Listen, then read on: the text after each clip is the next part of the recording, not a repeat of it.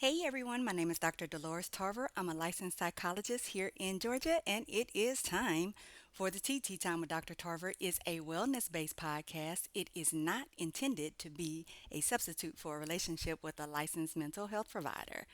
Welcome back. We are rolling along here in December, and we have been talking so much about hope in humanity over the past month and a half. I think that hope is one of the most powerful tools that we have in our arsenal of being able to deal with all that life offers us. So we talked last week about compassion, and if you listened last week, then you heard me tell you that I met a person named Hope. So I told you I would be back today to talk about hope, and I'm going to be true to my word.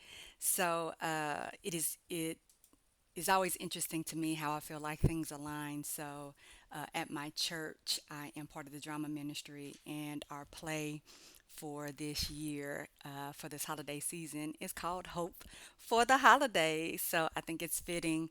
We'll be actually doing the play this coming up Sunday at church. So, I think it's fitting that I address hope on this Tuesday before we do the play. So, super excited about bringing that to a church coming your way. So, I don't know if you all are aware, but there is actually a psychology called hope psychology. And you're like, really? It really is. Hope theory actually is one of the reasons why people started kind of making a shift. We have a positive psychology movement, and that positive psychology movement really focused on us thinking about what's well with us, not what is, ill with us or what we're struggling with. So the things that allow you to be able to overcome your resilience, all of these things can come from how you talk to yourself, how you face obstacles, your perception. We talk a lot about perception being reality. So, hope theory is actually based on the work of a psychologist by the name of Dr. Charles Snyder. And when we talk about positive psychology and specifically talking about hope, we want to be able to focus on our strengths. We want to be able to focus on those things that uplift and move and empower us. And so, hope theory actually has three parts. Get this: goals. I know. You're like, you're making this up. I'm really not. I know I talk about goals a lot, but goals are a cornerstone. When you talk about being able to be hopeful, that it's important for you to be able to see what it is you're trying to accomplish. It doesn't matter if those goals are big or small. Some of us are moving from being sedentary to more active. So you start with 1 day a week, and you move up to 2 days a week. That is an outstanding goal to start with. It also can be something like, I'm just going to stand up a few minutes every hour. We had our office Christmas party this weekend, and one of the psychologists was talking about that at the top of every hour or at some point during the hour, he gets up and he walks around, and how many steps that ends up accruing over the course of a day. But it's very important for us to have something that anchors us, something that allows us to be focused. And I think going along with that, we have to be able to maintain that willpower. Willpower is tough. I did an episode on willpower maybe last year about just how we can burn it out, that you're just trying so hard to be able to stay motivated, to be consistent, um, to be able to bounce back when you fall off, because you're going to fall off as you're trying to reach those goals, but not allowing that setback to be something that causes you to just completely move away from the goal, and that negative self-talk kick in, and oh, I can't ever do this. Every time I try, I fail. Right? But it believes that it is a belief that good things can actually happen, and that we have the power to make good things happen by the choices we make. And I think that agency, if you will, moves us from the space of feeling like things are happening to us instead of things are happening for us, because we create opportunities for them to happen. So that leads us to what? How are we going to create those opportunities? So, what's going to be that path? What is going to be the steps to us meeting those goals. And sometimes you do have to come up with multiple options. You may try a path at one point, it works, and then it stops working. And so being able to adjust and being able to think about, okay, what are the barriers to that working effectively? I know for me, trying to carve out a day is one of the things that's hard for me to do, but it's beneficial for me to do. So if I'm intentional about carving out a day and I'm going to get this task done, and I sit down and I get that task done because I've created the space for it, I've set up everything that I need to have there, it allows me to be able to reach the goal, right? And as we're transitioning into that time of season where people start looking at their habits and what they want to take into the new year, it's a good time to really think about that because there are going to be roadblocks along the way. And I think it's important for us to recognize that when you have those setbacks, when you get frustrated, that doesn't mean that you don't have hope. That doesn't mean that you don't have the potential to reach your goals. And it definitely doesn't mean that you don't have willpower. But what it does mean is that I need to figure out what is getting in the way of that. What is getting in the way of you being consistent with your working out? What is being getting in the way of you being consistent with getting up and taking a shower every day? What is getting in the way of you being able to reach those financial goals, right? So, and why is that important when it comes to hope? Because what we recognize is that hope is not a wish. A wish is like, oh, I wish I could win the lottery, right? Because it's outside of your control. And the odds are really stacked against you to be able to do that. But hope is that I'm taking action. I am making a concerted effort. I am creating a situation where I'm much more likely to get a positive outcome. It is the manifestation of my belief in my abilities to make things happen. Now, there are two types of potential goal outcomes that come along with this hope theory. Now, rock on if you're a person that is able to reach that goal the first time. You said you were going to put money aside. You went ahead and put a payment plan together. You're going on that destiny trip that you've been wanting to go on, that was on your bucket list, that you've been thinking about, you planning for it 2 years, you made the sacrifice so you could be able to go. And that you were able to continue then to implement a habit of every 2 years I'm going to take a big vacation, and I'm just going to take 2 years to pay on it so it's manageable financially for me, and that the money automatically comes out so I don't have that potential to put that money towards something else and then say, oh, I'll double up in the months to come and then never get back to it, right? So you've already gotten that plan in place. It's working for you, and that's a positive goal outcome. Had a strategy, implemented it, was consistent with it, and now it's been able to grow, right? So I went from taking a shorter like staycation to being able to take this longer vacation because I started with something small and improved on it, increased it, right? Then we have on the other side of that what we call a negative goal outcome. And that is so we won't do the same things again, right? So we're putting things in place that allow us to avoid a negative outcome. This may be triggering you from your old school psychology days when you took a class, right? So we're wanting to avoid that negative outcome. So what does that look like? So you've gotten a lot of speeding tickets, or you've gotten a lot of parking tickets, or you have wrecked quite a few cars, right, in your youth, and then you do something that changes. You take that defensive driving class. You have to go those 2 years where you're not able to drive because you have to deal with getting your license reinstated. And so you make some alternative means of transportation available, which humbles you and allows you to really think about, like, hey, what do I want to put in place to make sure I don't have to deal with this? You learn to leave earlier so you don't end up rushing and being late.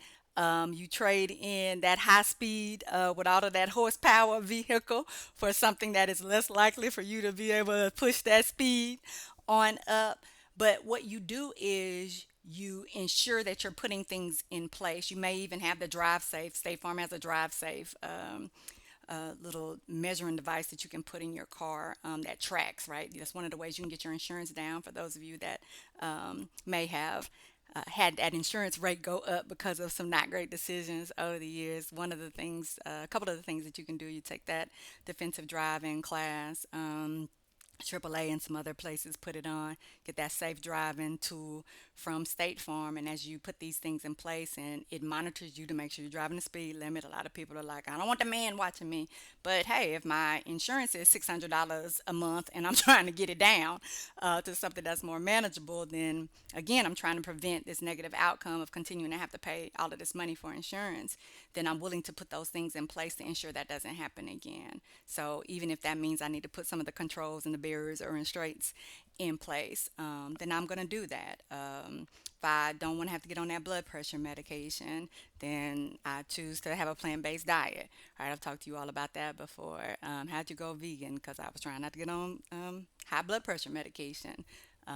Right, so there are a lot of different ways that we allow ourselves to reach goals. Sometimes it's because I want to see a fruitful outcome, a positive outcome, something that I've grown and improved on and been able to achieve. And sometimes it's I don't want to have something negative either continue to happen or happen in the first place. And so I'm putting those goals in place. So, how does this kind of translate over? I know you all like for me to make it live for you. I can guarantee you, not a lot of things, but there are certain things I can guarantee you. One is that you are going to have some hard moments in your life. You're going to have moments where you're depressed and defeated, anxious, stressed. You lose people that you love and care about. You will have an opportunity to lose something, a job, an ability, a position, a skill set, your ability to be able to see without corrective lenses, right? Like you're going to have some kind of stressful events, your children, your grandchildren, siblings, parents, caregiving, um, kids being ungrateful, and selfish, putting you in situations where you're financially having to shell out a lot of money because of decisions they're making, right? Like you're going to have some tough times in your life. School is going to be tough. You might fail a course. You may have to put school on pause. You may have to accept that this isn't a path that's going to work for you. You're not doing well at it, and so you need to change course. Me going from psych pre-med to psych with a minor in English, because that organic chemistry and those advanced classes just we weren't gelling real well, right? And so sometimes we try things and we want to keep pushing, right? And then we realize we got to make some changes, right? So what hope allows us to do is hope allows us one to realize that those tough moments don't last forever. Now, that doesn't mean that you're not still going to experience some residual from those moments. Grief is everlasting. It's not that grief goes away, but you begin to experience it different. It is not that you can go back and pull a relationship back together that was unhealthy and didn't work out, or a job that was taken away from you for whatever reason. Maybe there was some issues with management, or they downsized, whatever the case may be. House fire, like you can't get those things back. But hope will allow you to recognize that I can deal with the emotion of this, but I don't have to get lost in it. I don't have to be consumed in it. I don't have to allow it to swallow me up. I can have a hope that there are better days ahead. I can have a hope that there is a way for me to better manage that depression and that anxiety. I can have the hope that there is an alternative to a path that I thought I was going to be able to take and that didn't work out for me. I thought I was going to be able to get that house that didn't work out for me. But that I'm able to have hope that there is something that will work out for me. And even if it's a situation where temporarily you continue to rent and you get some things in place to allow you to be able to get a home at some point in the future, that savings plan, working with a financial planner, being able to take some of the home buyers courses to be able to get some credit toward a down payment, being able to find a house that's more in your means, right? Like we sometimes will want things that just financially aren't necessarily things that are attainable for us, and that's because we have to like scale back. And I think sometimes when we don't have hope, we will get defeated and we'll feel attacked and we're like, oh, this always happens to me, things don't work out for me. Instead of, right, as we talked about, what are those components of hope? Being able to problem solve, being able to shift, being able to recognize that There are a lot of different paths to get to the same place. But if I only can focus on one thing, if I am set on that, sometimes that ends up interfering with our ability to be able to be hopeful, because now I feel like anything else is going to be less than, anything else is going to be me giving up, anything else is me settling, right? But that's not necessarily the case, because I need to understand, did I have a good, realistic goal in the first place?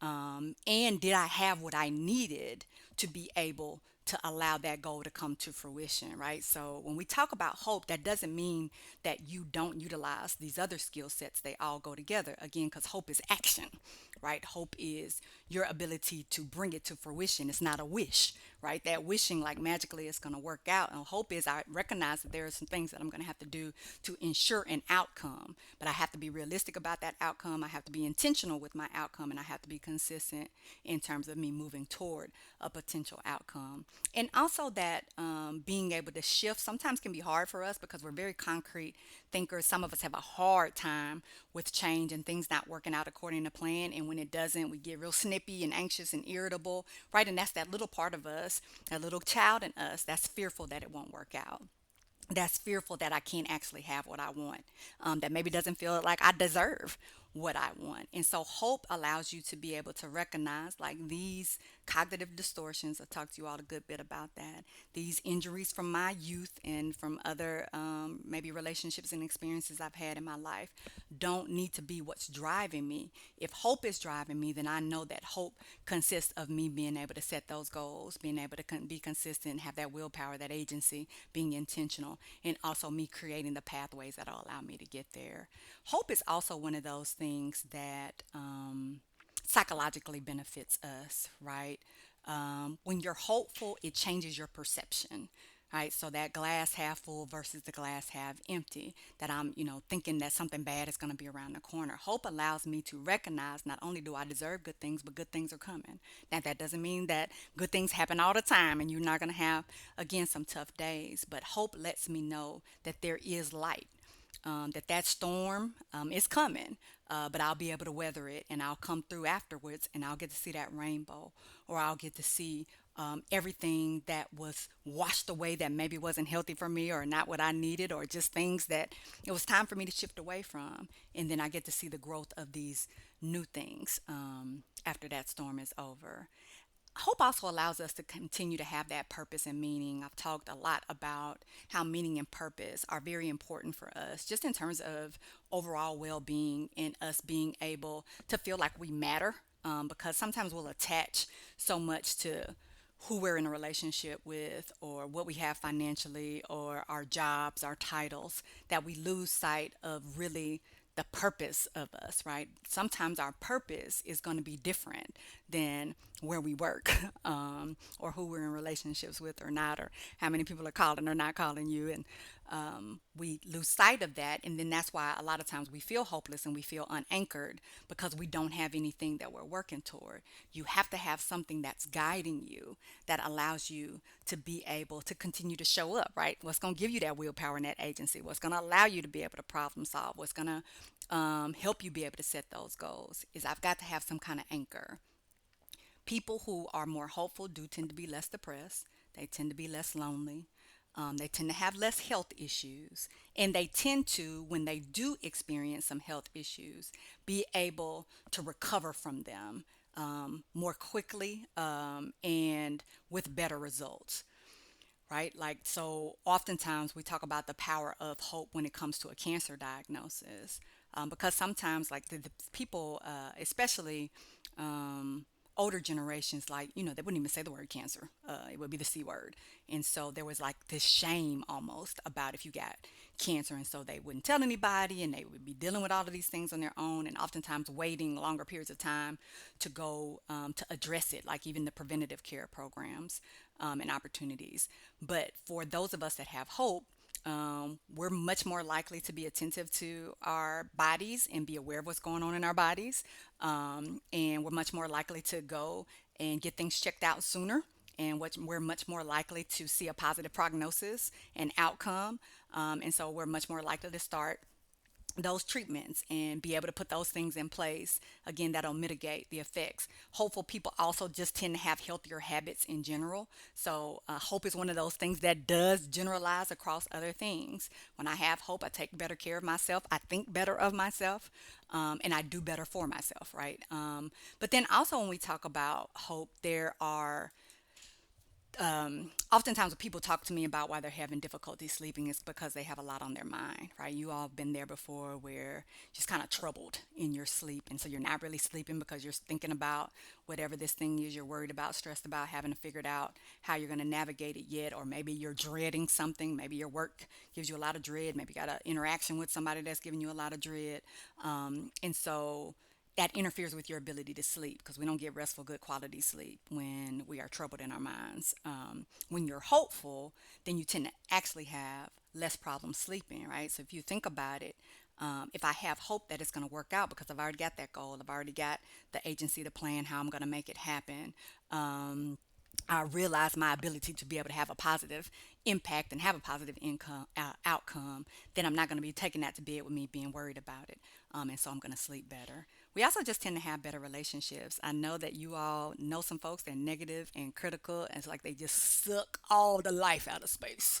And you just do not like being around them. It is almost like draining to be around them. But when you're a hopeful person, then you tend to enjoy your relationships better. You tend to have more positive emotions. And again, this isn't you being toxically positive, so it's like pretending things don't exist, like la la la, fairy tale land, that's not real. But it's being able to recognize again that I have the potential and the capability to be able to solve this and figure out how to navigate it, or to be able to mitigate it, or to be able to accept that that's what it is and make the adjustments I need to make in order for me to be able to have this new existence living with this thing, right? So, how do you increase hope? Think about challenging yourself. Think about life as exciting. Reaching goals as exciting. Meeting milestones as exciting. Being able to just be flexible in your problem solving and have different plans, and not to be so wed to a plan that you can't make adjustments. Always looking for ways to just get excited and motivated, finding things that you're passionate about, being able to understand that a delay doesn't mean a deny. Roadblocks are going to happen, challenges, setbacks are going to happen.